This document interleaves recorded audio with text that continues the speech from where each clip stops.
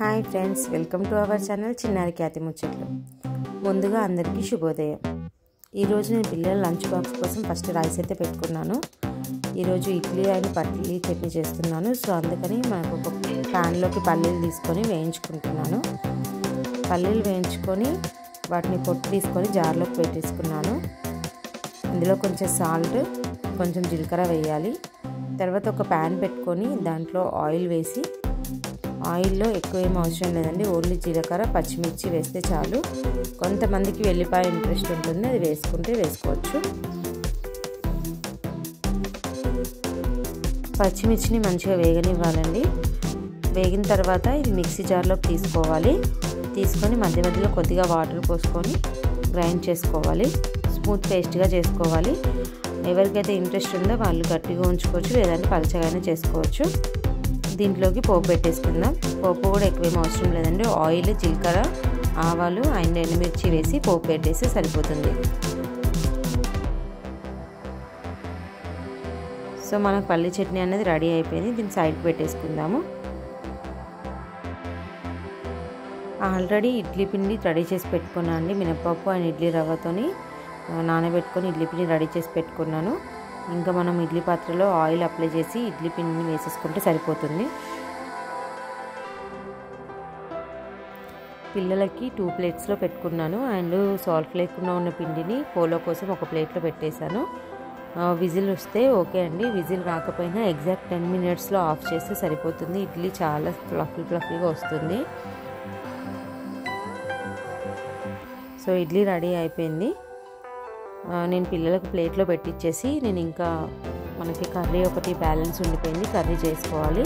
So ప్లేట్లో పెట్టేసి ఇచ్చేసాను. సింహ తింటున్నాడు, క్యాట్కి నేను తినిపించేస్తాను.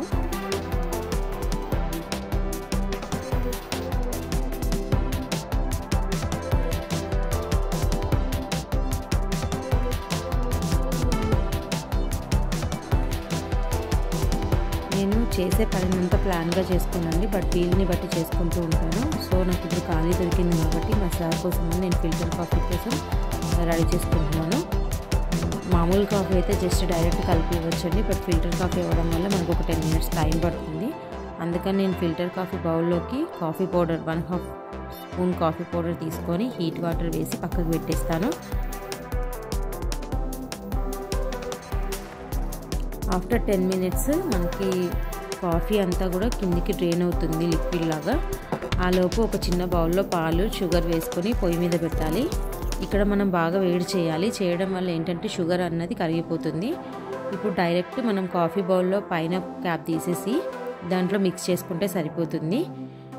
కాఫీ ఎప్పుడు కూడా చల్లగా తాగితే బాగుండదండి. సో అందుకని మనం 2 టైమ్స్ మిక్స్ చేస్తే సరిపోతుంది. కాఫీ రెడీ అయినట్టే.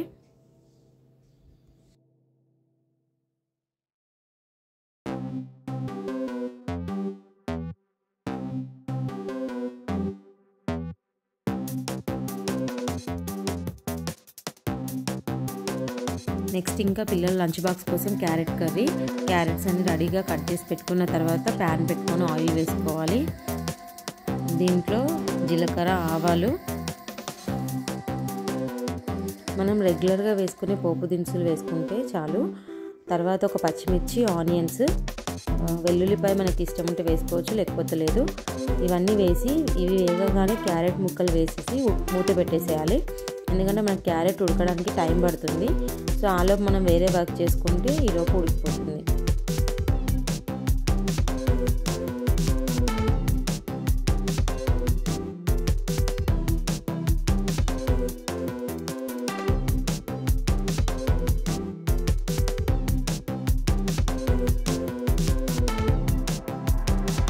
సో క్యారెట్ ముక్కలు ఉడకగానే మనం ఇందులోకి కారము, ఉప్పు, కొంచెం పల్లీల పొడి, ధనియాల పొడి వేయాలి. వేసి మంచిగా కలిపేసి మూత పెట్టేసి జస్ట్ 1.5 మినిట్ ఉంచితే సరిపోతుంది. కర్రీ రెడీ అయినట్టే.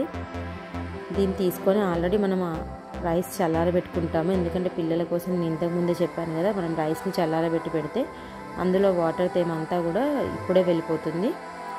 సో రైస్లో మిక్స్ చేస్తే సరిపోతుంది. ఈలోపు పిల్లల బాటిల్స్ కోసం వాటర్ని వేడికి పెట్టాను. పోలో కూడా మనం ఇడ్లీ చేసుకున్నాక కట్ చేసి చిన్న పీసులు చేసి మనకి ఇచ్చేసాను. ఇంకా బాక్స్ అంతా రెడీ అయిపోయిందండి. స్నాక్స్ కూడా ఆల్రెడీ చేసుకున్న మురుకులు ఉంటాయి కదా, అవే పెట్టాను నేను. పిల్లల బాక్స్ రెడీ అయిపోయింది. ఈలోపు పిల్లలు కూడా రెడీ అయ్యారు.